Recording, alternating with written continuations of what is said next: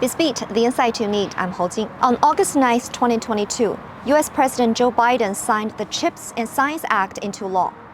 CHIPS stands for Creating Helpful Incentives to Produce Semiconductors and provides $52.7 billion in subsidies for companies in the semiconductor industry. With the obvious aim to contain China's development in semiconductor industry, the act is not only a flagrant violation of rules of trade set out by the World Trade Organization, but also goes against the rules of industrial development and would distort the entire supply chain of the global chip industry.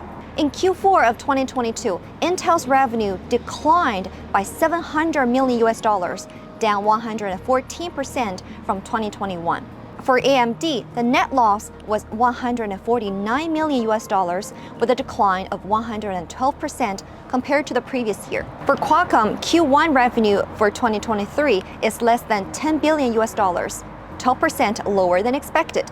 These examples are not just the result of short-term pessimism, but because the CHIPS Act itself may not be effective as it is meant to be. Firstly, the $52.7 billion subsidy is a large amount for the US federal government, but just a chump change for the chip industry.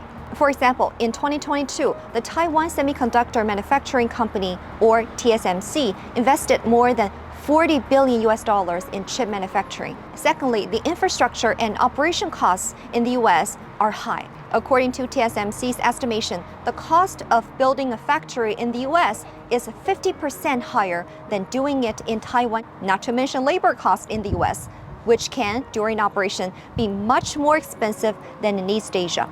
Most importantly, the chips themselves are the products of a global industrial chain with more than 1,000 manufacturing procedures that goes through more than 70 transporter cooperation processes.